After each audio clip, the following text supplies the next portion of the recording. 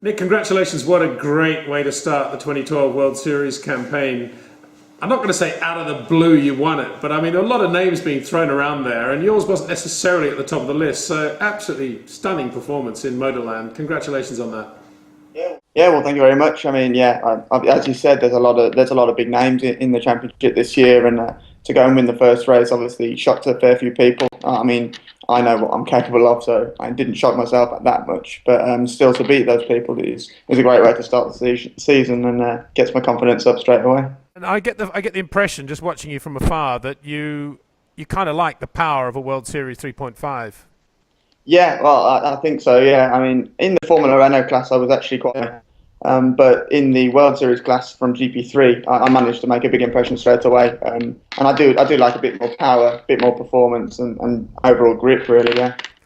So, if we just look at that win, a lot of it stemmed from that fabulous qualifying lap of yours in the closing minutes. So competitive in World Series this year, and so many great names, as you say.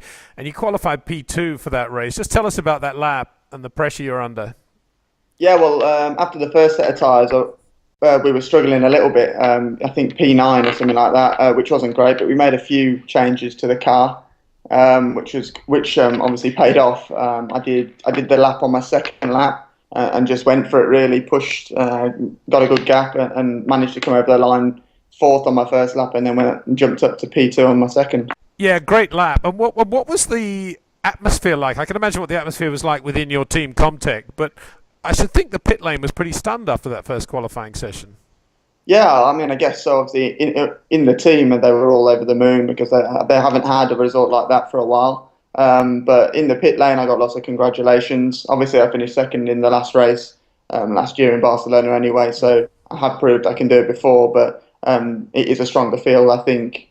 Well, more depth within the field this year anyway. So to go and do that, people were very impressed. And then you took the lead from the start. Then a safety car came in, which can't be the most pleasant of things because you got a lot of time to think about the race ahead of you when it was so early, when the safety car is deployed so early.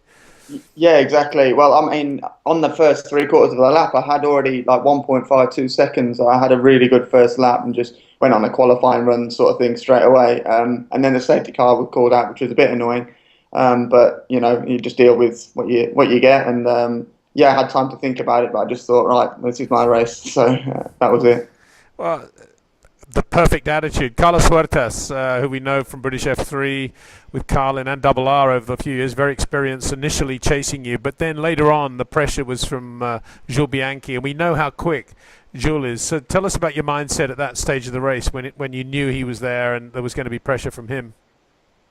Yeah, well, obviously everyone knows he's a very good driver, but it wasn't any different to anyone else. If anyone's catching you, you feel a bit more pressure. Obviously, I knew it was him and I knew he was coming, but I had a lot of DRS left. I still had 300 seconds left at the end of the race, so I didn't actually use that as well as I should have during the race to get a big enough gap, but still just made no mistakes and managed to win the race. Well, that was going to be my next question, actually. DRS, very interesting situation there now in 2012 with the new car that you don't have activation zones or detection zones for that matter. It's up to you to use it within a certain time limit. So can you tell us how that's working out in terms of using it on an individual lap? You want to go as quickly as possible. It must be very tempting to try to use it before the end of a corner, for example. Yeah, well, I mean, you can get it a bit wrong, but the way the DRS works is obviously it stalls the rear wing. On a qualifying run, you want to be on it, you know, as soon as you come out the corner, straight on it, and it's a button on the steering wheel, which they're now changing to a paddle on the rear of the steering wheel, so you don't get cramp all the time. But yeah, you just want to be on it as fast as you can, all the time, really. So, how many times would you have activated it, I'll say on that qualifying lap, when you actually had steering lock on the car?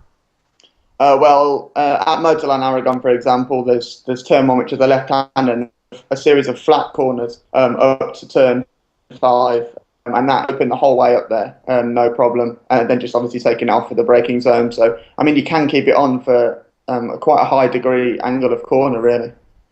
But that means, as you just said, that you're effectively steering with one hand, correct? Or you were. And now that they're going to go to the paddle thing, it'll be different. Yeah, I think with some drivers, you get used to it. But you know, the first couple of sessions you really do get cramped because it's in an awkward position. Now the paddle, I tested the paddle. I was lucky enough to test that before we're going to get it, and it was better. But yeah, you do drive. You just drive. You have to go through the fast stuff. Yeah, just with one hand on the steering wheel. But putting aside cramp or being uncomfortable, do you lose anything by not having both hands absolutely as you want them on the steering wheel? Which was one of the reasons for going to paddles in the first place, of course. Yeah, exactly. No, not really. I think the first few times you do it, it's a bit unnerving because you know if you lose it, then you do only have the one hand on the steering wheel, but you're not too far away from being able to grab it with both hands, so it's not the end of the world. Nick, didn't have a great qualifying for race 2. It looks like you changed a bit on the car, and as a result of not qualifying that well, you got involved in a bit of traffic. Why did you want to change anything on the car after race 1?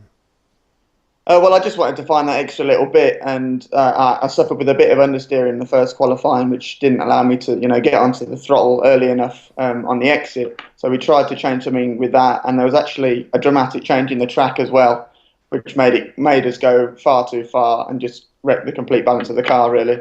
And as you said, starting in the midfield, I think I got to 7th at the first corner around the outside, but then I got clipped, and that's the end of the race, really. Yeah, absolutely.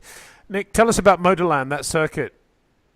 Okay, well, to be honest, when I first went there, I didn't really like it. Obviously, now I've won there, it's started to become more of a favourite.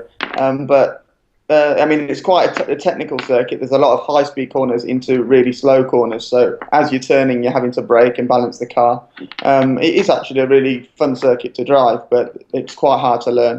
A little bit different then from the next circuit coming up, Monte Carlo. Yeah, exactly. Well, I've never been there, but I'm looking forward to it a lot. Obviously, it's very prestigious, and to win there is awesome. But I've got my simulator time in the next week, so time to get down to business and learn it there. What simulator are you using? I'm using the base performance one in Banbury.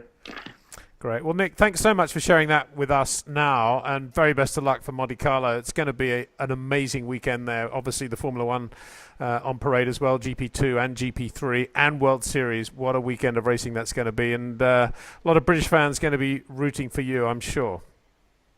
Yeah, thank you very much. Thanks, Nick. Thanks.